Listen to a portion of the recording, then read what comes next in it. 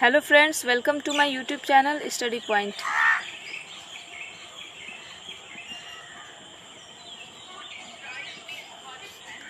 मैं काजल श्रीवास्तव आज आप लोगों को पढ़ाऊंगी रूल्स ऑफ डिविजिबिलिटी का पार्ट 4।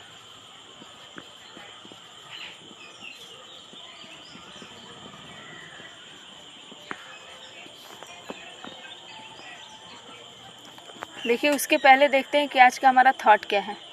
देखिए, आज का थॉट है कठिन रास्तों से घबराए नहीं, क्योंकि कठिन रास्ता अक्सर खूबसूरत मंजिल की ओर ले जाता है। ये बात सही है। आप जितना मेहनत करेंगे उतना ही आपको फल मिलेगा, इसलिए जितना हो सके आप मेहनत कीजिए, फल की चिंता ना कीजिए। जो रास्ता आपको कठिन लगे उस रास्ते से घबराए नहीं, क्योंकि वही रास्ता आपको खूबसूरत मंजिल की तरफ ले जाएगा। तो चलिए शुरू करते हैं। मैं आप लोग को रूल बताती हूँ कि डिविजिबिलिटी चेक करने के लिए पिछले क्लास में मैं आपको 2 से 12 तक डिविजिबिलिटी का रूल बताई थी। आज मैं आप लोगों को बताऊंगी 13, 14 और 15 का। 13, 14 और 15 का। तो देखिए, पिछला वीडियो जो लोग नहीं देखे हैं वो वीडियो प्ले करके फिर से देखें, 2 से लेकर 12 तक का रूल। अब देखिए 13 का रूल कैसे। जैसे मान लीजिए कोई नंबर है, मान लीजिए यही नंबर है और बोल दिया गया कि बताओ, बिना डिवाइड किए बताना है कि ये नंबर 13 से डिविजिबल है या नहीं है। तो देखिए, इसको चेक करने के लिए क्या करते हैं, हम लास्ट डिजिट में 4 से इंटू करते हैं। लास्ट डिजिट में हम 4 से इंटू करेंगे तो कितना आ जाएगा, 4। अब देखिए, जो भी इंटू करने पे आया उसको हम रिमेनिंग पार्ट में ऐड कर देंगे। रिमेनिंग पार्ट हमारा जो है 1413 है, इसमें हम क्या करेंगे, 4 ऐड कर देंगे। 4 ऐड करिए। देखिए, ऐसे भी नहीं पता हो रहा है कि मतलब ये डिवाइड हो पाएगा या नहीं हो पाएगा, डिविजिबल है या नहीं। तो फिर से हम इसमें 4 से इंटू करेंगे। 4 से इंटू करने पे कितना आ गया, 28। 28 को रिमेनिंग पार्ट में ऐड कर देंगे। ये कितना आ गया, 169। अब देखिए, ये तो आप लोग को पता ही है कि 169 13 का डिविजिबल है, यानी ये पूरा नंबर जो है वो 13 का डिविजिबल है। अभी भी नहीं पता है तो इसमें 4 से इंटू कीजिए, 36। अब 36 में रिमेनिंग पार्ट को ऐड कर दीजिए। देखिए 52 क्या है, 52 क्या है, 13 का डिविजिबल है, यानी ये जो पूरी संख्या है, पूरा जो नंबर है वो 13 का डिविजिबल है। आया समझ में। अब मैं लिख दे रही हूँ, आप नोट कर लीजिए। नोट कर लीजिए। देखिए, जो मैं समझाई वही लिखी हूँ। देखिए क्या लिखी हूँ, दी गई संख्या की इकाई के, मान लीजिए जैसे कोई संख्या दे दिया, संख्या की इकाई के अंक में 4 से गुणा कीजिए। इकाई का अंक क्या है, 5। 5 में 4 से हम गुणा करेंगे, कितना आ गया, 20। अब दिया है कि गुणनफल को, जो गुणनफल आया शेष बचे अंकों से बनी संख्या में, जो ये शेष संख्या बच गया, जो रिमेनिंग पार्ट बच गया, इसमें हम क्या कर देंगे, ऐड कर देंगे, जोड़ देंगे। ये कितना आ जाएगा, देखिए 1560 आ गया। अब क्या दिया, यदि योगफल जो ये जोड़ने पे आया है 13 से विभाज्य हो, 13 का डिविजिबल हो।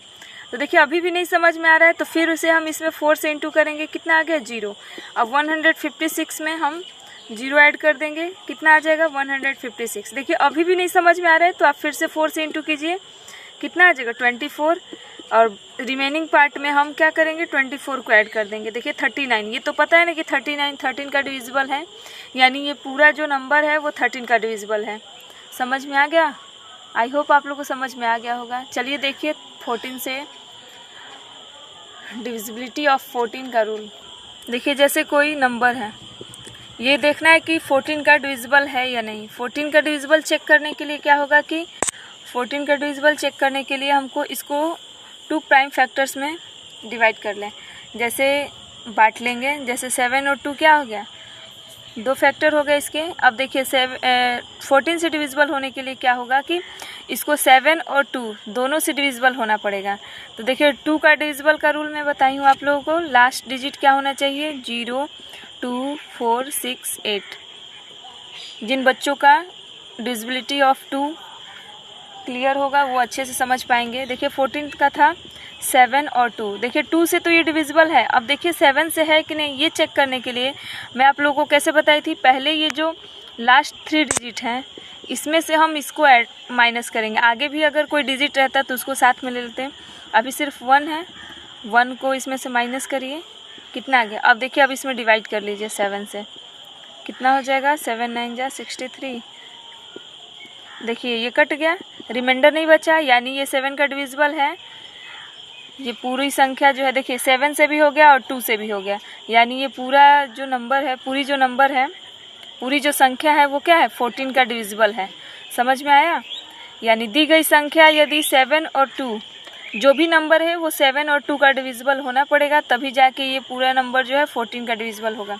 चलिए नोट कर लीजिए, मैं लिख दे रही हूँ। देखिए जैसे है, दी गई संख्या यदि 2 और 7 दोनों से डिविजिबल मतलब विभाज्य हो तो वह पूरी संख्या क्या है, 14 से विभाज्य होगी। जैसे कोई नंबर दे दिया, देखिए अब देखिए इसको क्या होना पड़ेगा, 14 से डिविजिबल होने के लिए 7 और 2 इन दोनों से डिविजिबल होना चाहिए। तो देखिए 2 से तो डिविजिबल है क्योंकि लास्ट में 2 है। अब देखिए 7 से डिविजिबल है कि नहीं, इसको चेक करने के लिए हम क्या करेंगे, ये जो नंबर है उसको लिखेंगे लास्ट 3 डिजिट और उसमें से क्या करेंगे 4 माइनस कर देंगे। ये कितना आ गया 588। अब इसमें हम क्या करेंगे 7 से डिवाइड कर लेंगे।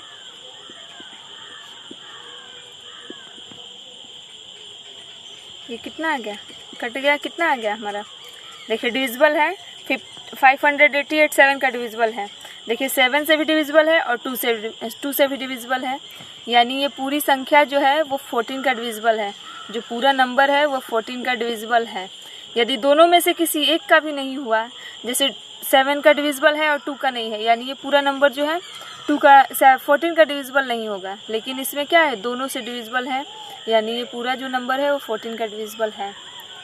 नोट कर लीजिए, आपके पास 20 सेकंड का टाइम है।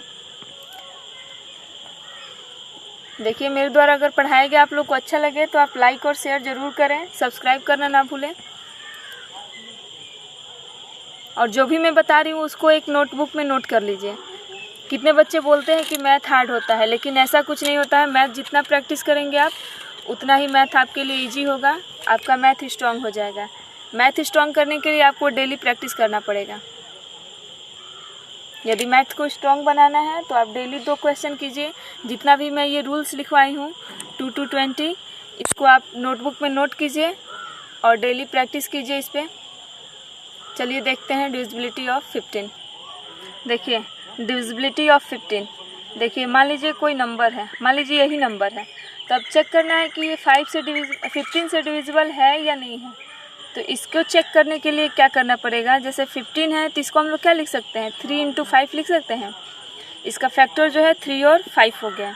तो देखिए 5, अब देखिए दोनों से चेक कीजिए, यदि यह नंबर दोनों से डिविजिबल है यानी ये पूरा जो नंबर है वो 15 से डिविजिबल है।